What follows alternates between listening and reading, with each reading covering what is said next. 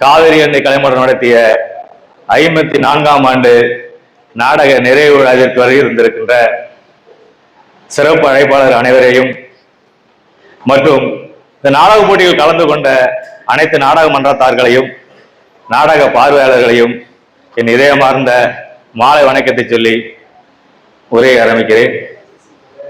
இந்த 54வது நாடக போட்டியிலே என்னை நடுவராக தேர்வு செய்த கலைமாமணி காவேரி மாவி முத்தவர்களுக்கு நன்றியையும் என் மகிழ்ச்சியையும் தெரிவிக்கின்றேன்.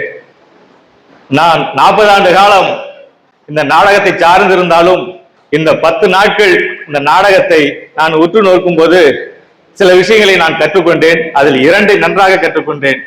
எப்படி நாடகம் செய்ய வேண்டும், எப்படி நாடகம் செய்யக்கூடாது, இது 2ஐயும் கற்றுக் கொடுத்த நாடக மன்றத்தாருக்கு நன்றிகளையும் பாராட்டுகளையும் தெரிவிக்கின்றேன். உங்கள் குறைகளை சுட்டிக்காட்டாமல் நிறைகளை மட்டுமே சொல்லிவிட்டு போனால் நீங்கள் திரித்துக் கொள்வதற்கு உங்களுக்கு ஒரு வாய்ப்பு இருக்காது என்பதையும் இந்த தருணத்தில் உங்களை கூறிக்கொண்டு ஆசைப்படுகிறேன். இந்த 54 ஆண்டுகள் நாடக போட்டியை மாவி முத்து அவர்கள் சிறப்பாக நடத்தி முடித்திருந்தாலும் இன்னும் அவர் வெளியில் நடக்கின்ற நாடக போட்டிகள் பெங்களூர், பாண்டிச்சேரி, சென்னை, மன்னார்குடி போன்ற நாடக போட்டிகளிலும் அவர் கலந்து கொண்டு இன்னும் முதல் பரிசுகளை பல வெற்றிகரமான பரிசுகளையும் அவர் வெற்றியடைகிறார் என்றால் அதற்கு காரணம் அவரிடம் இந்த நாடகத்தை ஒரு காதலியாகவே பார்க்கிறார். மேலும் இந்த நாடகம் நடந்து முடிந்த நாடகத்தில் நிறைய கதையில் நிறைய பஞ்சம் இருந்ததாக உணர்கிறேன். மறந்து போயிடுற இடையில நன்றி. கதைகளுக்கு நிறைய பஞ்சம் இருந்ததை நான் உணர்கிறேன். 10க்கும் மேற்பட்ட நாடகங்கள் ஒரே விதமான கதையை சொல்லியது.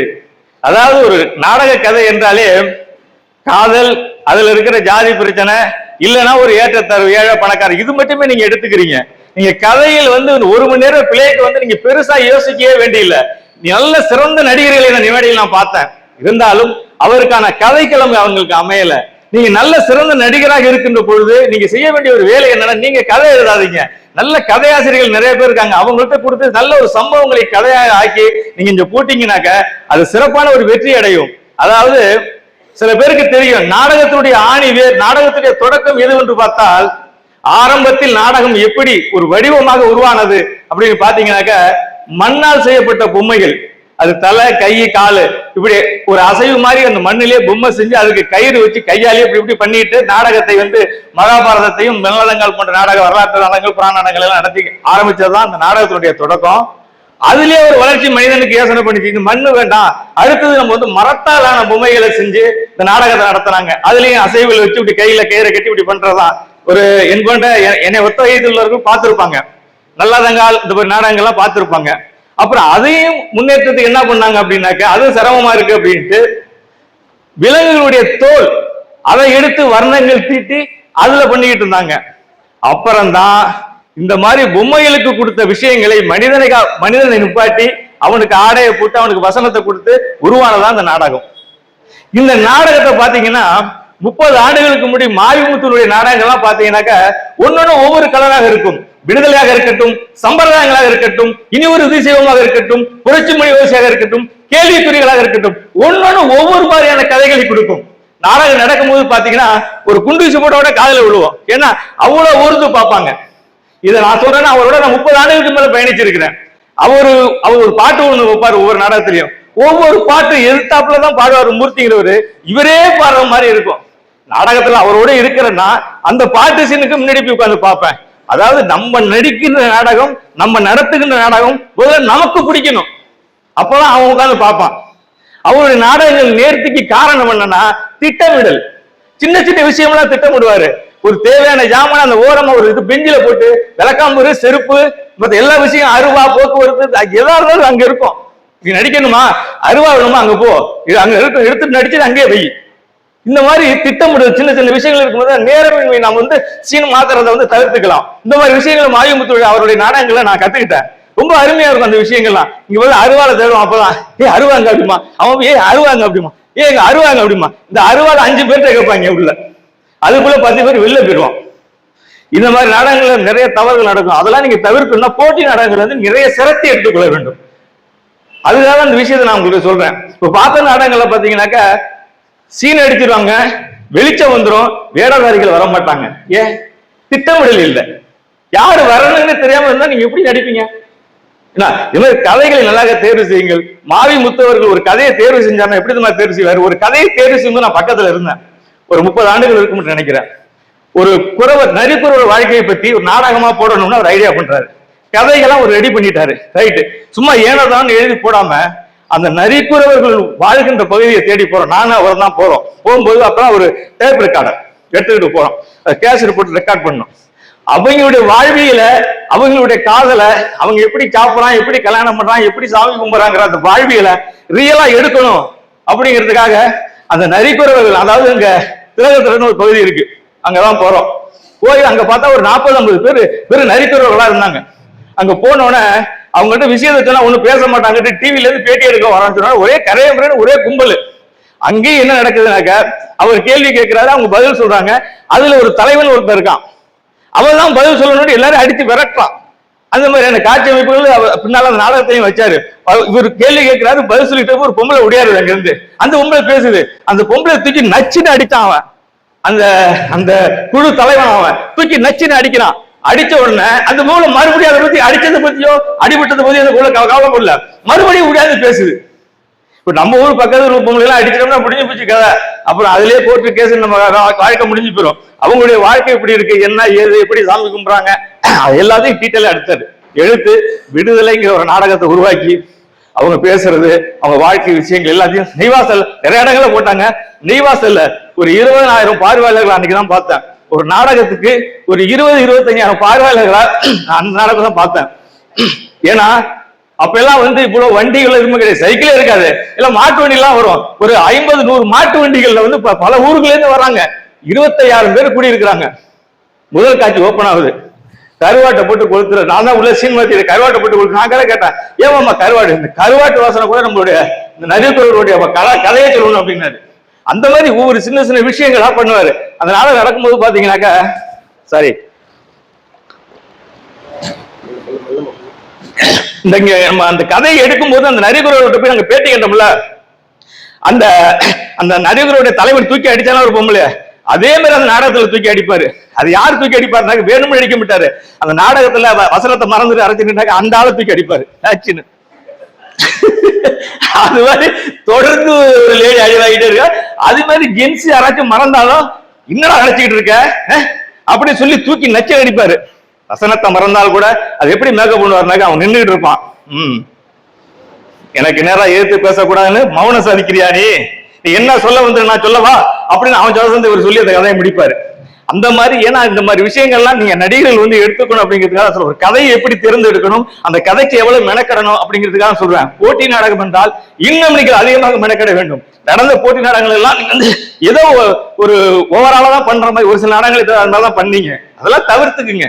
ஏன்னா அந்த பொம்மை கதையை சொன்னேன் அப்படின்னாக்க நாடகம் வந்து கொஞ்சம் கொஞ்சமா எப்படி வளர்ந்து அப்புறம் மனிதனிட்ட வந்துச்சுக்கிறதா சொல்றேன். நீங்க வந்து மறுபடியும் பொம்மைக்கு போயிடாதீங்க. நாடகத்துல வசனத்தை மறந்தும் கூட சொல்லுவாங்க, ஏய் மண்ணு மாதிரி நிக்கிறான்னு சொல்றாங்கல்ல, அது மாதிரி மறுபடியும் பொம்மைக்கு போயிடாதீங்க. அது மாதிரி கதை வசனங்களை இந்த மாதிரி தேர்ந்தெடுங்கள். இயக்கத்துக்கு முக்கியத்துவம் கொடுங்க. இயக்கத்துல வந்து எங்களுக்கு வந்து இந்த நாடக போட்டி ஆரம்பிக்கிறதுக்கு முன்னாடி ஒரு நாள் எங்க 3 நடுவரையும் கூப்பிட்டு எங்களுக்கு பயிற்சி வகுப்பு எடுத்தாரு. ரொம்ப பயனுள்ளதாக இருந்தது, சிறப்பா எடுத்தாரு. பயிற்சி வகுப்பு எடுக்கும்போது என்ன சொன்னாரு, எப்படி என்ன மார்க் போடணும், எந்தெந்த ஊர்ல இருந்து நாடகம் வரும், எவ்வளவு மார்க் போடணுங்கிறதான் சொல்லல. நீங்கள் எப்படி கதையை தேர்வு செய்ய வேண்டும், இயக்கத்தை எப்படி தேர்வு செய்ய வேண்டும், எந்தெந்த தவறுகள் செய்தால் அது யாரை சார்ந்தது, ஒரு நடிகன் தவறு செய்தால் அது இயக்குனரின் தவறா, என்ன ஏதுன்னு எல்லாம் பிளாவாரியா எங்களுக்கு பயங்கரமான பாடம் நடத்தினாரு. ரொம்ப யூஸ்ஃபுல்லா இருந்துச்சு. என்னென்ன தவறு செய்தால் மார்க்கை நீங்க குறைக்கணும், ஆனா அவர் சொன்ன எல்லா தவறையும் நீங்க செஞ்சீங்க. அதுதான் பெரிய ஆச்சரியமா இருந்தது. அவர் அது எல்லாத்தையும் கவனிச்சு இதெல்லாம் நடக்கும் அப்படிங்கறத அவர் முன்னாடியே சொல்லி வச்சிருக்கிறாரு. அதனால இயக்கம் வந்து சின்ன சின்ன தவறுகளை வந்து கவனிங்க. இந்த பணம் எடுத்து கொடுக்குறீங்க, பணமே இல்லாம கொடுக்குறீங்க சொல்லலாம். அந்த மாதிரி பணம் மறந்துட்டு வந்துட்டா ஜிபே பண்றேன்னு கூட சமாளிக்கலாம். தெரிய மாட்டாங்க. இதெல்லாம் கத்துக்குங்க. இயக்கத்தை வந்து நல்லா மெருகூட்டு போங்க. 30 வருடத்துக்கு நான் மாரிமுத்து நாடகத்தை பார்க்கும் போதும் அப்ப இருந்த நாடக போட்டியில் இருந்த சிரத்தை இப்ப இல்ல. எனக்கு வருத்தம் அளிக்கிறது. சிறப்பான நாடகங்கள் இருந்தது, இருந்தாலும் குறைகளே சொல்லிட்டு வரேன். எனக்கு வருத்தம் அளிக்கிறது, நாடக பார்வையாளர்கள் வரலன்னா எப்படி வருவான்? நீங்க இவ்வளவு லேட்டா சீன் அடிக்கிறீங்க, என்ன பேசுறதே தெரியாம பேசிட்டு இருக்கீங்க. இவ்வளவு மெய்க்கு தொங்குது, இங்கெல்லாம் மெய்க்கு வச்சிருக்காங்க, மைக் வச்சிருக்காங்க. நீங்க அங்க பின்னாடி நின்று என்ன பேசுறதுன்னே இந்த பக்கம் பார்த்து பேசினா எடுக்கும், காதுல போய் பேசிட்டு இருக்கீங்க, என்ன பேசுறீங்கன்னு தெரிய மாட்டாங்குது. அதெல்லாம் நீங்க கொஞ்சம் பாத்துக்கணும், பண்ணிக்கணும். அப்பதான் பார்வையாளர்களை கவர முடியுங்கிற விஷயத்தையும் இயக்கத்தை நீங்க சில விஷயங்களை எடுத்துக்கணுங்கிறத சொல்லி, மேலும் சிறப்பான நாடகங்கள்லாம் வந்தது. இந்த நிறைய நாடகங்கள், எல்லா நாடகத்தை பத்தி பேசணும்னா கூட நான் பேசிடுவேன். பேசுறதெல்லாம் உண்மை. ஏன்னு கேக்குறீங்களா? எந்த துண்டு சீட்டே இல்ல பாருங்க. அரசியல் எல்லாம் பேசினா ஒரு துண்டு சீட்டை வச்சுட்டு பேசுவாங்க. ஏன்னா நான் பேசுறதெல்லாம் உண்மையா தானே பேச போறேன், அது எதுக்கு துண்டு சீட்டுன்னு சொல்லிட்டு நான் செவன் வந்துட்டேன். இல்லைன்னா ஒவ்வொரு நாடகத்திலும் ஹிண்ட்ஸ் எல்லாம் எழுதி வச்சிருந்தேன், வேண்டாம் நேரம் உண்மை ஆகிப்போம் அப்படிங்கிறதுக்காக அதை எடுத்துட்டு வரல. எல்லா நாடகமும் சிறப்பாக இருந்தது. இந்த பிழைக்க தெரியாத நாடகம் கூட நல்ல ஒரு அருமையான கருத்தை, ஒரு நாட்டுப்பட்டுள்ள கருத்தை சொன்னாங்க. அதுல கூட ஒரு மூடநம்பிக்கையான ஒரு விஷயத்தை அதுல சொன்னாலும் அதன் மூலியமா ஒரு ஒரு விழிப்புணர்வை புகுத்துறது ரொம்ப ஒரு அருமையா இருந்துச்சு. அது மாதிரி இந்த அன்னை இல்லைங்கிற ஒரு நாடகத்துல வசனங்கள் நீங்க அந்த கதையை ஒட்டி எழுதணும். உங்களுக்கு தெரிஞ்ச வசனத்தெல்லாம் அந்த கதைக்குள்ள திணிக்க கூடாது. இந்த கதைக்கு என்ன வசனம் தேவை அதை மட்டும் தான் நீங்க அந்த கதையில கொண்டு வரணும். ஷார்ப்பா இருக்கணும் வசனங்கள்லாம். வச வச வச வச வச வச பேசிட்டீங்கன்னா மனசுக்குள்ள பதியாது, கேட்க மாட்டாங்க. அந்த அன்னை இல்லத்துல அழகான வசனம் என்ன, கடங்க அந்த அந்த வீடு கட்டிட்டு இருப்பாங்க, பணம் பத்தாது, வில்லன்ட்டு போய் பணம் கேட்க அந்த பொம்பளை அழகா சொல்லுவாரு, சார கயிறு அருந்துட்டுனா உன் தாலி கயிறு அருந்து போயிரும், நாளைக்கு யாரு கடனை கட்டுறது? ஏன்னா ஒரு வீட்டுக்காரர் ஒரு பில்டிங்ல வேலை பார்க்கிறாரு. அந்த கதைக்கு ஒன்றியே ஒரு வசனம், அப்புறம் மறுபடியும் ஒரு வசனம் ரொம்ப ஐலியா இருந்துச்சு, ரொம்ப பிடிச்சிருந்துச்சு. பேசும்போது அந்த கதாநாயகன் அதிகமா பேசுவாரு, மனசாட்சி இல்லாமே பேசுறிய அப்படின்னு கேட்கும்போது, கல்லு மண்ணு விற்கிறான் பானா, எனக்கு மனசாட்சி எல்லாம் தெரியாது அப்படின்பாரு. அந்த கதைக்குள்ளேயே சில விஷயங்கள் அழகா சொல்றது. அந்த மாதிரி வசனங்கள்லாம் நீங்க கதைக்குள்ள உள்ள புந்து எழுதுங்க, நல்லா ரசிக்கிற மாதிரி இருக்கும். அப்புறம் சதிக்கு கால் முளைத்து விட்டது. அதுல இழப்புக்கும் இறப்புக்கும் பயந்தவன் எதையுமே சாதிக்க முடியாது. பெரியார் கடவுள்னு சொல்றதுக்கு பயந்திருந்தால் ஒரு சமுதாய மாற்றத்தை கொண்டு வர முடியாது அப்படிங்கிற வசனங்கள்லாம் ரொம்ப விழிப்புணர்வும் நல்லா இருந்துச்சு. அதே சதிக்கு கால் முளைத்து விட்ட நாடகத்துல அந்த கதாநாயகி 4 பிள்ளைங்களை வச்சு விளையாண்டுக்கிட்டு ஒரு பாரதியார் பாட்டை பாடிக்கிட்டு இருக்கும்போது வில்லன் என்றே ஆயிடுவாரு. அந்த வில்லன் கேட்பாரு, என்ன இந்த தலைமுறையும் கெடுக்க போறியா அப்படின்னு கேட்கும்போது அந்த ஜாதியை பத்தி பேசுவாங்க. அவர் போன பிறகு அந்த சின்ன பொண்ணு குழந்தை கேட்கும், அக்கா சாதினா என்னக்கா? அருமையான சீன், பிடிச்சிருந்துச்சு. அந்த மாதிரியான விஷயங்களை நீங்க கொண்டு நிறுத்துங்க. ஏன்னா அந்த அக்கா சமாளிக்கும், இப்ப உனக்கு சொல்ல மாட்டேன், நீ போக தெரிஞ்சுக்குவ அப்படின்னு. போக அது தெரிஞ்சுக்காது. நம்ம நாடக இயக்குநர்கள், சினிமா இயக்குநர்கள், சீரியல் இயக்குநர்கள் இப்ப இருக்கிற பிள்ளைங்க எல்லாம் சொல்லி கொடுத்துருவாங்க. உண்மையிலேயே இப்ப இருக்கிற பிள்ளைங்களுக்கு சாதினா என்னன்னு தெரியாது. அதை நம்ம இயக்குநர்கள் கச்சிதமா சொல்லி கொடுத்து, சாதிகள்லாம் சொல்லி கொடுத்து அது லெவலா கொண்டு நிறுத்திடுவாங்க. அது மாதிரி இந்த மாதிரி சீன்களை வைங்க. ஒரே மாதிரியான கதைகளை எடுக்காம நல்ல கதைகளை கொண்டு நாடகத்தை நீங்கள் வாழ வைக்க வேண்டும் என்று கூறுகிறேன். மேலும் மாவி முத்தவர்களுடைய இயக்கத்தை பத்தி நான் ஒரே ஒரு வரி சொல்லிட்டு முடிச்சுக்கிறேன். ஏன்னா நாடகத்தை பத்தி பேசணும்னா எடுத்துக்காட்டுக்கு அவரைத்தான் எடுக்க முடியும். ஏன்னு கேளுங்களேன், ஒரு நல்ல வெற்றியாளர்கள் தான் வெற்றிக்கான விஷயத்தை எடுத்துக்காட்டா சொல்ல முடியும். இப்ப நாடகத்தை பத்தி நான் பேசுறேன்னா ஒரு 57 ஆண்டுகள் தன் வாழ்நாளை முழுவதும் நாடகத்துக்காக செலவு பண்ண அவரை பத்தி எடுத்துக்காட்டா சொல்றதா அது சரியா இருக்கும். இயக்கம் தென்னிந்திய நடிகர் சங்கத்துல ஒரு நாடகம் போடுறாங்க, 35 ஆண்டுகள் இருக்கும்னு நினைக்கிறேன். அந்த சம்பிரதாயங்கள ஒரு நாடகம், அதுக்கு தலைமை எஸ்.பி. முத்துராமன் இயக்குனர், மிகப்பெரிய ஒரு இயக்குனர். அவர் தான் தலைமை தாங்கிறாரு.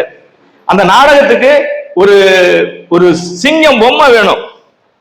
அந்த சிங்கம் பொம்மை நம்ம கனகராங்குடியில இருக்கு. அது எப்படி சிங்கத்தை தோல்லையே செஞ்சது. இப்படி கையை வச்சாக்கா அந்த சிங்கம் அப்படி இப்படி தலையாட்டும், அது இதை அடிச்சுட்டு ஒரு முறுமுற மாதிரி சவுண்ட் கொடுத்தா அந்த ஒரு எஃபெக்ட் இருக்கும். அந்த அந்த நாடகத்துல ஒரு லேடி தான் வில்லி கேரக்டர். அப்படி கையை வைக்கும் போது அந்த சிங்கம் அப்படிங்கும். அந்த காட்சியே ரொம்ப பிரமாதமா படுத்தும் அந்த சிங்கம். அந்த சிங்கத்தை எங்களால அன்னைக்கு அந்த எங்களால கிடைக்கல, அது ஈவினிங் தான் கிடைக்கிற மாதிரி இருக்கு. உடனே என்ன பண்ணாரு, அந்த குரூப் எல்லாம் போயிட்டாங்க. என்கிட்ட டிடிசிக்கு பஸ் கொடுத்து லக்கேஜுக்கு எல்லாம் கொடுத்துட்டு எப்படியாவது நீ சிங்கத்தோட வா அப்படின்ட்டாரு. அப்புறம் அவர் அந்த நபர் வந்துட்டாரு. மறுபடியும் நான் அந்த சிங்கத்தை எடுத்துக்கிட்டு பஸ்ல ஏத்த மாட்டேன்ட்டாங்க. மறுபடியும் நான் டிடிசிக்கு விவரத்தை சொல்லி அங்க போய் டி நகர்ல இருந்து அபிபுல்லா சாலையில தான் இருக்கு தென்னிந்திய நடிகர் சங்கம். நான் கொண்டுட்டு போய் 6 மணிக்கு நாடகம், 5:30 மணிக்கு போய் இறங்கிட்டேன். போனோன்னா எல்லாருக்கும் பயங்கர மகிழ்ச்சி. எதுக்கு சொல்றேன்னாக்க அது இயக்கத்துக்கு முக்கியமான அந்த சிங்கம் தேவைப்படுது. அதுக்கு எவ்வளவு மெனக்கெடுறாருங்கிறதுக்காக சொல்றேன். வேற ஒண்ணும் இல்ல. இங்க என்ன பண்றீங்க? அந்த நாடகம் சிறப்புட்டது, முதல் பரிசு வாங்கியது முத்துராமன் அவர்கள் வெகுவாக பாராட்டினார்கள். அந்த தூடுதல் தகவல். அப்ப அன்னைக்கு விட எனக்கு வந்து பேர் வந்து சிங்கமான ஆள் எனக்கு பேர் வச்சாங்க அன்னைக்கு. ஏன் இது சொல்றேன்னாக்கா, ஒரு நாடகம் நடந்தது குறிப்பிடவில்லை. ஒரே பங்களாவுல 3 பேர் வீட்டை காமிக்கிறீங்க. ஏன்? அப்பா வீடு அந்த பங்களால, மகன் கோச்சிக்கிட்டு வேற வீட்டுக்கு போறான் அந்த பங்களாவில, அப்புறம் கூட்டாளி போறான் அந்த பங்களாவில. எதுக்குன்னு கேட்கிறேன். அப்பா வீட்டு பங்களா காமிச்சில, மகன் வீட்டு புலுசில காமியா? அந்த அறிவு கூட இல்லையா? அந்த நாணம் கூட இல்லையா உங்களுக்கு?